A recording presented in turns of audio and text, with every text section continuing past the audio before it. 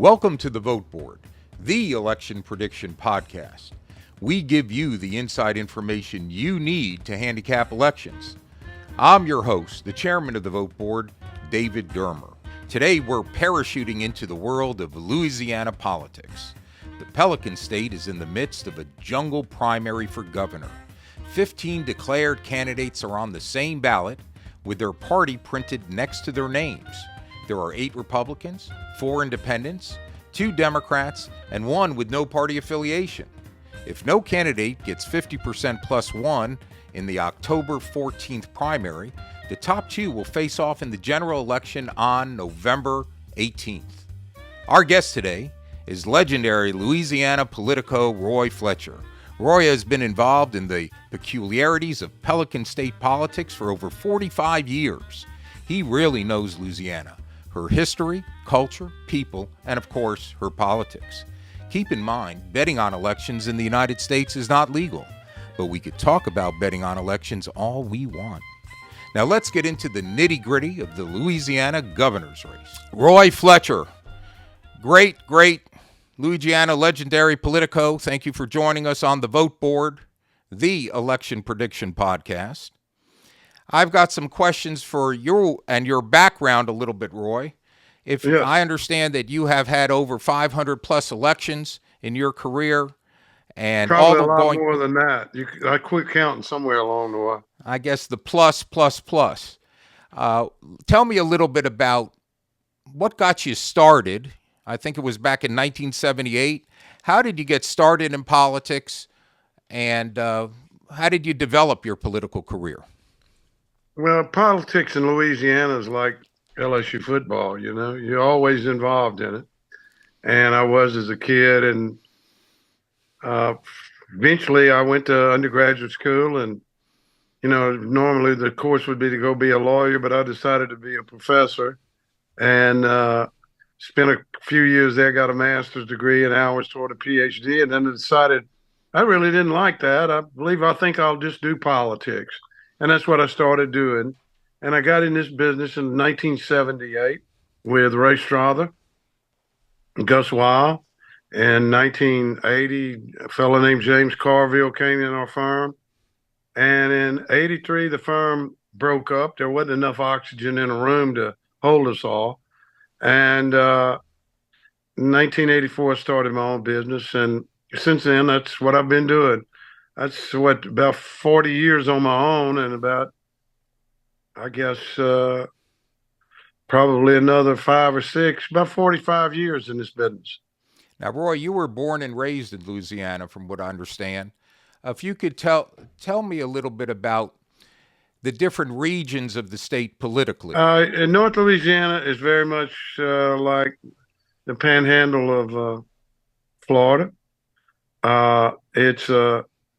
It used to be more white than it is today, but it's still, the whites are what they call them. You might call them rednecks some places. I don't refer to them that way, but good people, very much Bible Belt, and then you have South Louisiana, which I would include everything in that but New Orleans.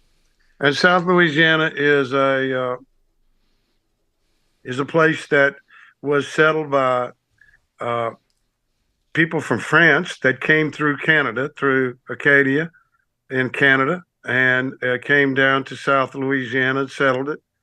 And there are French-speaking areas in South Louisiana to this day. Vermilion Parish, I think, is the parish in the country that speaks the most French. About 80% of the population can speak French. And so it's an entirely different culture. North Louisiana is Protestant. South Louisiana is Catholic. And then you have New Orleans, which is in and of itself, its own self. And it's a mixture of a whole lot of things, including Spanish, French, and the whole deal. So it's a very diverse state in many ways, but politically, we tend to be divided along, I would say, along racial terms. African Americans being far more democratic. Whites have become, over the years, very Republican, very conservative, and so it's traditional Southern in that sense, and that's the best way I could describe the state. Thank you for that, Roy.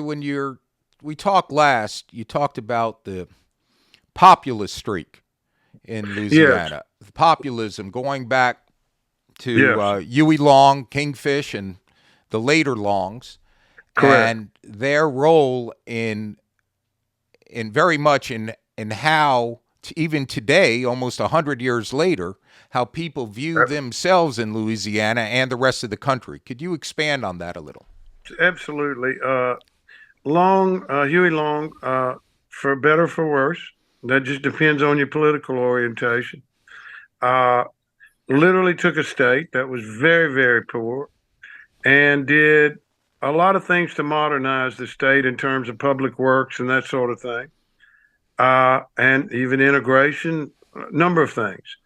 Uh, it, on the other hand, he did not modernize the state in terms of sort of his commitment to the democratic process. Long was a fascinating autocrat and ran a state that way.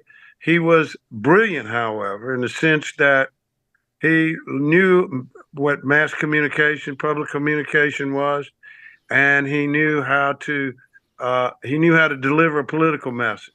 I tell you, when I just want to stop you for 1 second there because I'm going to play that clip, the high Papa Lorem, low Papa Hiram clip, the Yes, famous. I don't know of another clip that is 1 minute long in front of a crowd that he had in a non-TV age. How he grabbed the crowd and got his message through within just 1 minute.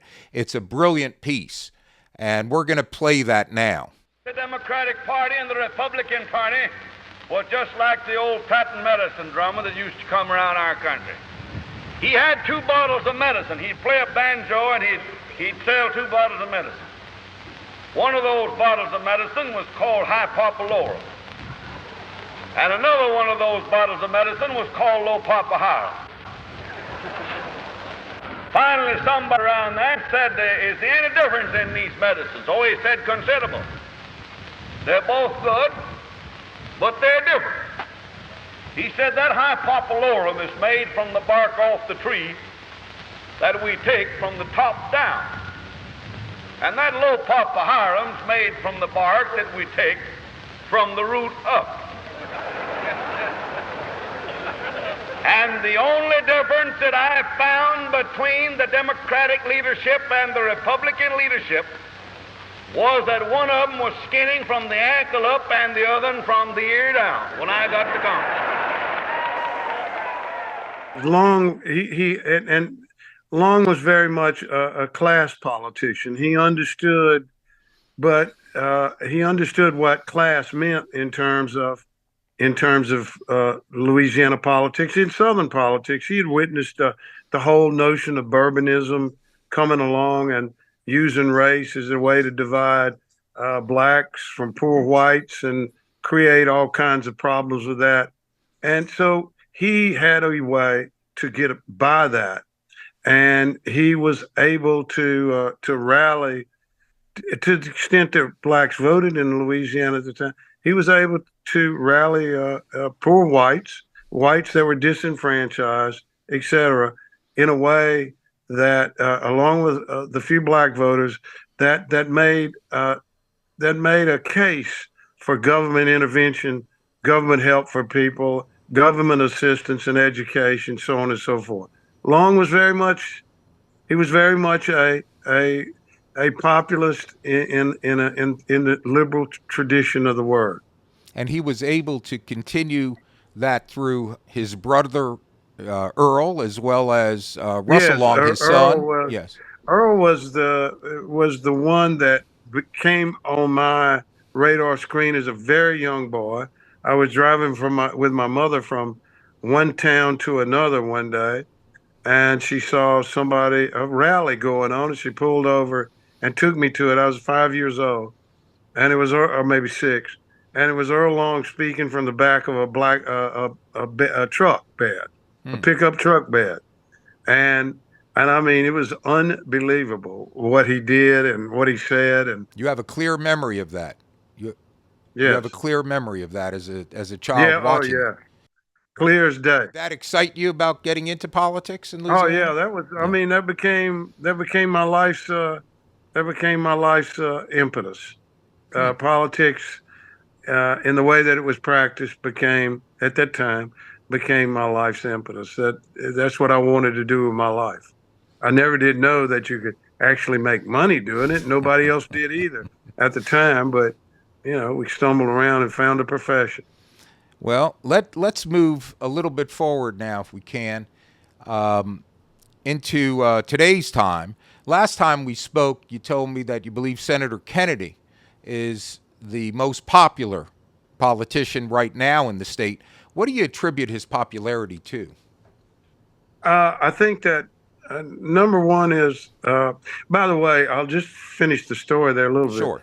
The longism that Huey ignited was ignited again in Louisiana in 2016 by Donald Trump.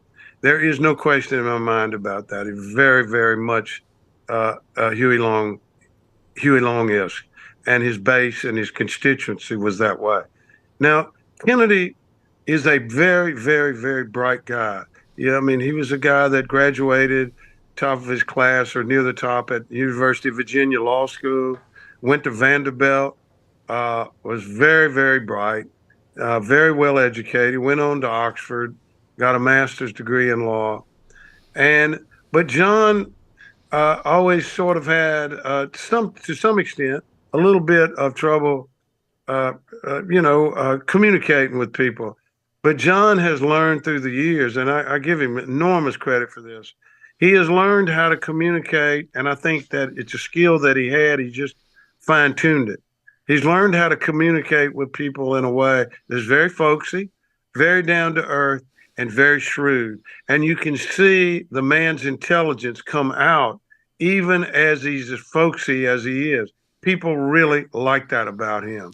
Well, I think he's maintained a national profile, actually, the folksiness, the turn of phrase, also in the hearings that he has on Oh judiciary. yeah, his hearings are Really excellent unbelievable. questioning, and in a very simple fashion, he's able to keep asking these potential judges, "But what do you believe? But what do you believe?" Yes, And he kind of coaxes a lot of things out, even when nothing is said by the yes, and witness. I Yeah. think you get a real sense that he is a very fine lawyer, Yes. and he is, and he could have been a hell of a trial lawyer. So I understand as this governor race developed that everybody was really waiting on Kennedy to Yes, see what he would do. He would yes, have been the odds on favorite if he got in the race, but he made his decision to stay out. And we currently are in the midst of a jungle primary where we've got 15 candidates. We've got 8 R's, 4 I's, 2 D's, and 1 no party affiliation. There have been a couple of debates already that last time you and I were able to discuss a little bit about the first debate where the lead Republican, Mr. Jeff Landry, was not in attendance. He was in attendance for the right, second debate. Also, it seems that the Democrat in the race, Mr. Sean Wilson, who is the former Department of Transportation Secretary, he seems like he's the number 2 man to make it into the runoff, at yes, least. yes. So, in your view, since we talked last, and you saw that second debate, has the needle moved at all? If it did, it moved further in Landry and Wilson's direction. The I forget Nexstar or whatever media corporation that sponsored the debate did a poll afterwards of people who had watched the debate and found that Landry and Wilson were clearly came out on top in the debate by Mm-hmm. far. And so consequently, I think that the needle, if it moved further in their direction. The election seems to be, while there is some fanfare now, the election seems to be settled. That it's interesting that those races or that race seems to be fairly solidified, but all of the down ballot and state races are very much in contention because Louisiana, we have, I say about 66% of the state right now believes that Louisiana is headed in the wrong direction. So consequently, it's a change election.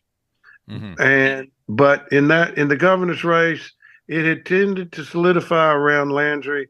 It has remained that way, and Wilson got in and basically took the Democratic constituency and said, "Here's your place. Here's a place for you." Roy. I was very interested in the second debate. I think about a third of the time was on the abortion issue that was spent. It was the opening topic that was discussed, and I'm wondering, here at the Vote Board, we really don't discuss the merits of a particular issue, even one as volatile as abortion. We look at what is this issue's effect on the electorate and the positions that are taken by the candidate. So from what I gathered, just for some background for our viewers and listeners, Louisiana has one of the toughest anti-abortion laws on the books. You have basically there's no exceptions but for life of the mother and viability of the fetus. There is not an exception for rape or incest.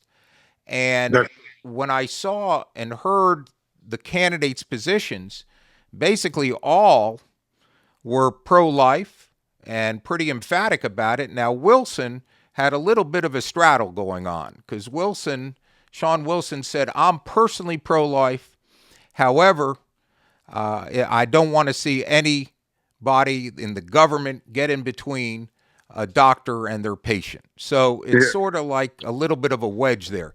Do you think this issue going forward, if you have a general election between Landry and Wilson, that could be some sort of a wedge, especially with women in the state? I think it's definitely potential that the Democratic Party will see that as a wedge issue to be used in the state. I'll tell you why. Because the state, and I've seen 40 polls on this, and over the last 5 years, maybe even 8 years, the state is pro-life, but rape, incest, and the life of the mother are absolute exceptions that are supported by a vast majority of the people of Louisiana. When I say vast, I'm talking over 60%.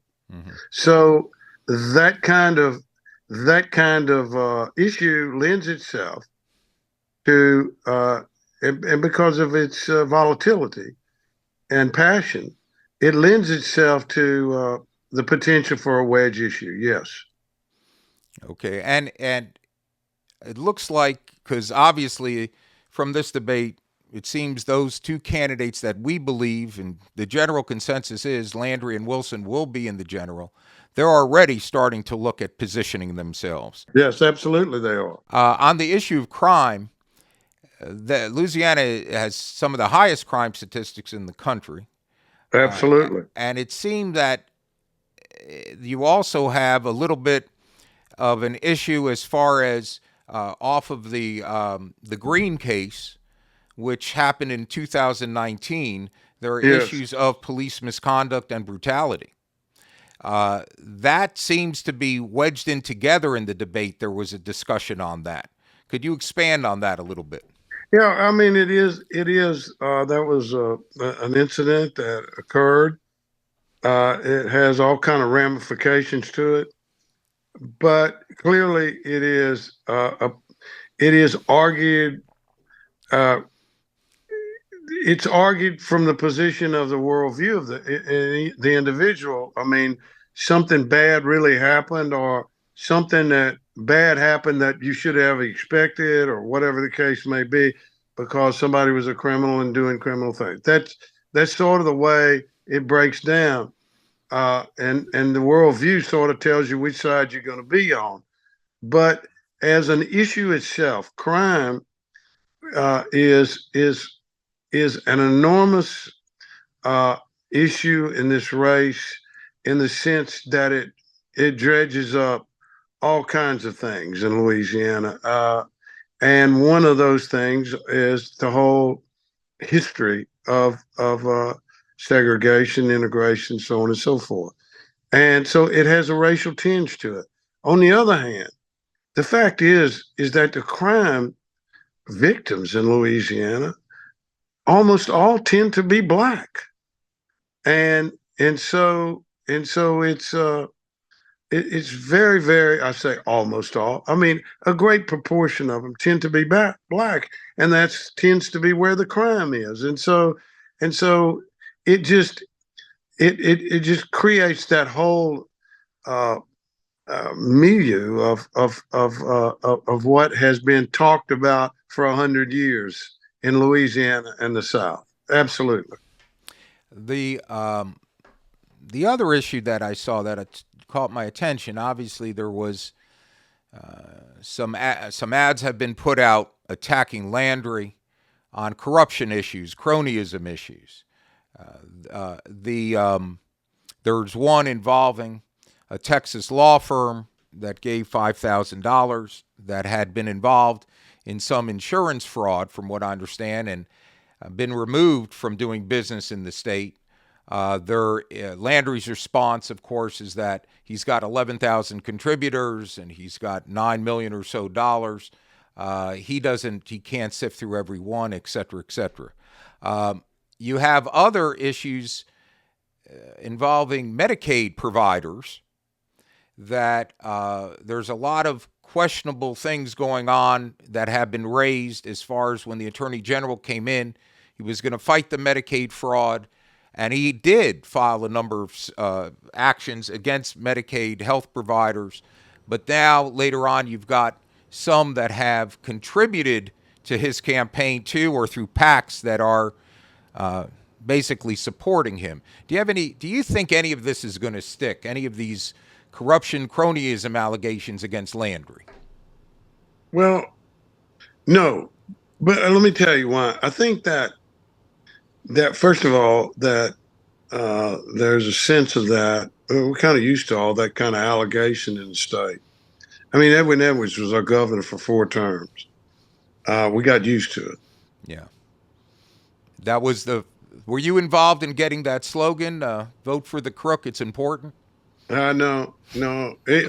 I was, however, on the crook side in that race. I hear you. But the fact is that I think people in this state have a real good sense of what happens fundraising wise, et cetera, in political campaigns, and that it's very difficult to control the come and goings of people. People end up with agendas, and people do things that promote that agenda, and they pick candidates they think might help them promote that agenda, whether the candidate knows it or not. And generally, I have found, just doing these campaigns through the year, that the candidate has no clue what the hell the agenda is that somebody might have, and only finds out some 2 years, 3 years later, when they show up or some way get to see the governor, and the governor, they try to tell the governor they gave him $5,000, and if you're any kind of governor, you immediately go, well, you come in here for something, I'll give you $5,000 back. Hit the road. Right. And I happen to handle a governor who was that way, Mike Foster. I mean, you come and talk to him about what you gave him, he would give it right back and tell you to carry your rear. Mm-hmm. That just was the kind of way he operated. I think that people expect that. And on the other hand, I think that they get a sense that Landry is tough enough and strong enough to be just that kind of way himself. And so, no, I don't think it sticks to it. I just don't think it sticks at all. Well, like you said, you mentioned the Edwin Edwards administrations. He was governor 4 times. For our viewers, what I was referring to with that slogan, vote for the crook, it's important, or vote for the crook and not the kook. Many people may not know, especially maybe some of the younger viewers, of the famous campaign of Edwards versus David Duke, which occurred, oh my goodness, about 20 years ago, I would say, somewhere in No, there. about 30. 30 years ago. 91. 91. He ran against Edwin was running for his 4th term, the term in which he was, eventually indicted and eventually convicted after he'd left office. But he was running for his 4th term, and Duke got into the runoff, and the slogan became "Vote for the crook. It's important." Right. And to his credit, Edwin Edwards didn't mind it at all, because his whole job was winning an election.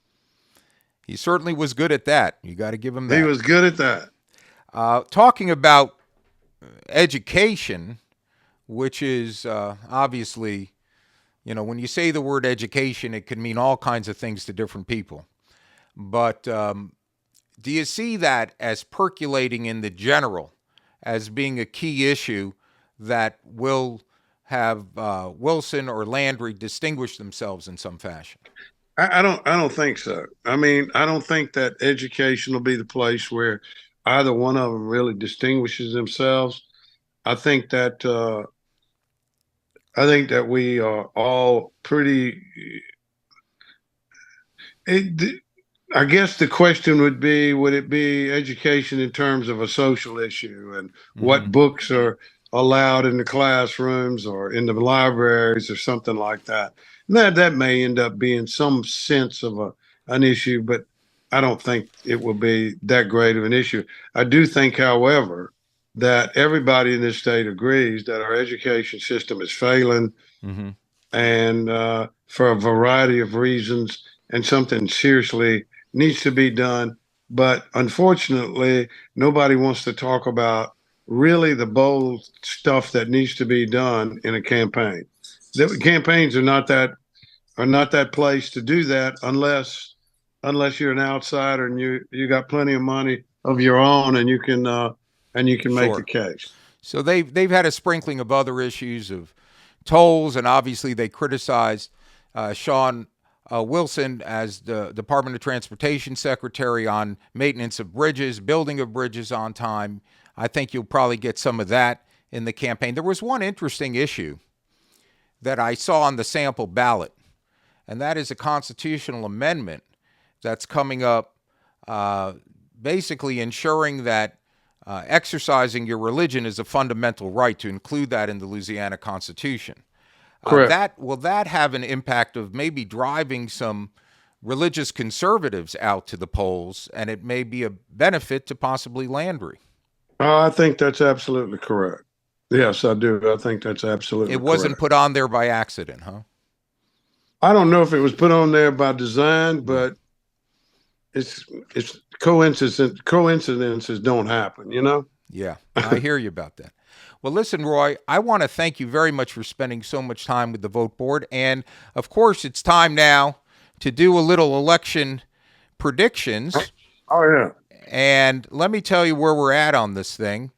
As far as making the general election, I think you and I are both in agreement, both Jeff Landry and Sean Wilson. Now, before I get to the odds on that, last time we talked, you said there could be a dark horse in the independent in the race, yes, if you recall. Is there? I see that as a week has gone by. I see that's less likely. You see that as less likely. I'm referring to Mr. Lundy. You don't see that dark horse getting any lighter at all. I don't see him getting any lighter right now, no. Okay. So we'll just put him aside now, and we'll be looking at the making of the general election. I've got Jeff Landry with odds here at the Vote Board of 2-5, implied probability 71.4% with a money line of minus 250. You're going to have to bet 250 to make 100. Sean Wilson, keep in mind this is making the runoff. is at 1 to 5 at 83.3% with a money line of minus 500 being a heavy favorite. Got to bet 500 to make 100. Do you have any impressions on that, Roy? I think I concur, but with both of those odds. Okay. I mean, you're betting Sean Wilson to place and Jeff Landry to win, right?